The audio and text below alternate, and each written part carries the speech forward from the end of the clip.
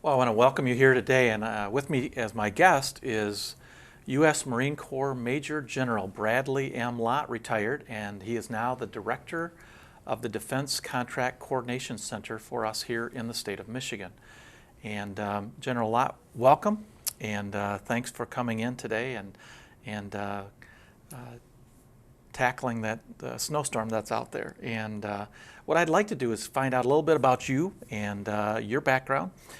It's been very intriguing to get to know you because of I have a budget that you and I do a little bit of work together with. So I appreciate all the work that you've been doing. But your background in the military and maybe some personal things, and what you're doing with MEDC, kind of how you got there, or what you've been asked to do, if you will, and kind of some of the duties that you do. So I know that's a lot, but I know you're very good at doing a lot of different things at once, so I appreciate it. I'm sure you'll keep me on track. Okay. Well, thank you very much for giving me the opportunity to come and talk with you and to get the word out to your constituents as well as to the rest of the state. I'm doing this, which is primarily a contracting job. I mean, it's connecting the dots. It's finding contracts and then finding businesses to put them together. So what gives a Marine credibility to do that? Well, having started as a rifleman, I eventually did work my way up to do some other things, and I became a logistician in the Marine Corps. I was also an acquisition officer, and I did contracting. So that gives me the credentials, the requisites I think, to do what Michigan needs in this job. My last tour of duty in the Marine Corps was in the Pentagon, where I was the Marine Corps representative to the Joint Capabilities Board, and that's a board that takes a look at what the services say they need to fill a gap and what industry thinks they can build. So it put me in an ideal position to see how industry was reacting and quite frankly, how the government was behaving in terms of facing industry. Also from that position, I was on the road, did quite a bit of public speaking as the government rep to industry. And in that vein, I had a lot of opportunity to interact with business. So I felt very, very comfortable talking with businesses.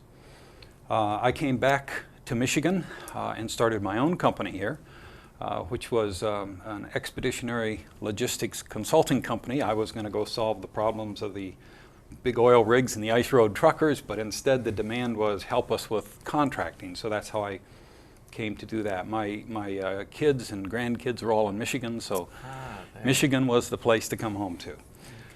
So after 34 years of being away from the state of Michigan, I felt I had to do something for my state to earn my keep back here, and this opportunity came along, and I'm delighted to be able to do it. Well, that's new for me, and I appreciate that very much. I'm glad there's that personal connection here in Michigan. But at this point, I want to say thanks to all of our military and armed forces, the personnel out there that are serving us here, that are from the state of Michigan especially, and I appreciate all the service that you have given to our country. And I think what excites me here with, I'll call this DC-3 from now on, DC-3 is really taking the ingenuity of Michigan and helping out our troops all over the world. And to me, not only is it helping our Michigan businesses, but this is there's some intriguing and exciting things that this ingenuity in Michigan is going to help really the safety of some of our troops out there. So I'm excited personally about that part of it also. So I wonder if you could just give us a little background on this, what we call the DC-3, the Defense Contract Coordination Center, which is a mouthful, but we'll call it DC-3 because that's much easier. And kind of the origins and of what DC-3 and what it is and where it came from. Well, as you know, the DC-3 was the brainchild of you and some of your colleagues here in the legislature. And I'm not sure exactly how it probably started over a cup of coffee someplace. We need this. And developed into the recognition that there were contracts available and there were capable companies. Now how do we connect them? And it was at about that point, a year and a half ago, that I became aware that this was an issue in the state of Michigan. And my first goal was simply to help them write the statement of work so that they could find somebody. But the work looked very interesting, and I seemed to have what they were looking for, so we agreed that I would go ahead and do this for a short period of time. I've been doing it for about 18 months, and I will probably do it for quite some time here in the future, because it is the right thing to do for Michigan right now. That would be the origin of it. The continuation, we'll see. Okay. Well, I have to give credit to Senator Valdi Garcia.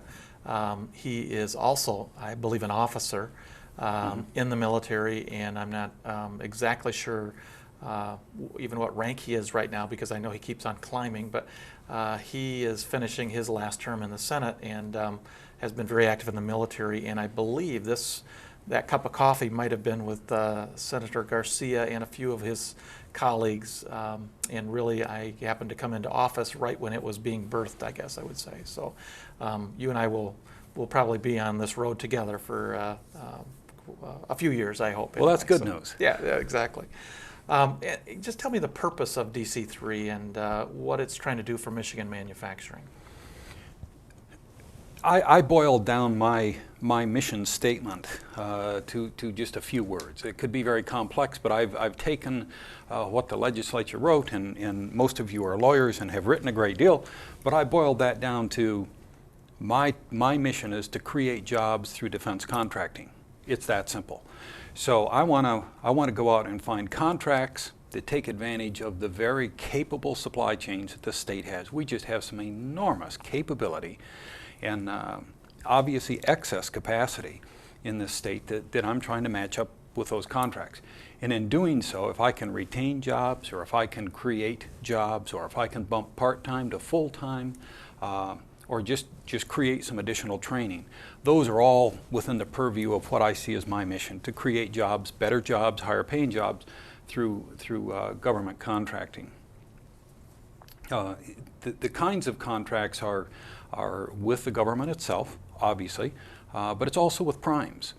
And one of the things we found is that because our suppliers were so focused on the auto industry, they weren't real comfortable with how to do business with the government. And around the state we have regionally an office called the Procurement Technical Assistance Center, the PTAC, and Michigan's PTAC in West Michigan is located at the right place in Grand Rapids. And Sarah Rosser is your PTAC there. And if you have a company interested in getting into contracting, Sarah will make sure that you get the very first steps, the how-to, the very first form you have to fill out. And she will stay with you until you're completely registered and ready to do business with the government. Quite a bit different than what most of the suppliers see. So in addition to finding contracts and jobs, I'm working closely with these PTACs to help make this as easy as possible for our businesses. I need every single business we have in Michigan. There's that much work. Well, we'll get into that, because that's been part of the excitement of this. And so it's not just manufacturing. I've heard you tell stories about pulling in really that chain, if you will, but there's been engineering that was needed, and a few other pieces of that process. So tell me a little bit about getting involved in that process when it comes to those folks that might be watching this. Okay. First of all, I get this question so many times. What does the government buy? Uncle Sam buys everything that you and I buy for our house or our business, just more of it. We had recently in the state of Michigan, I believe, the largest straw sale the state's ever had. And who was the customer? It was a forestry service. It was the federal government was our largest customer to buy straw. We sell food products, we sell dehydrated foods, we sell medicines and medical instruments, we sell services, consulting services, we sell painting or packaging services, we sell administrative services. We have companies that will help your company do all of the administration of a contract.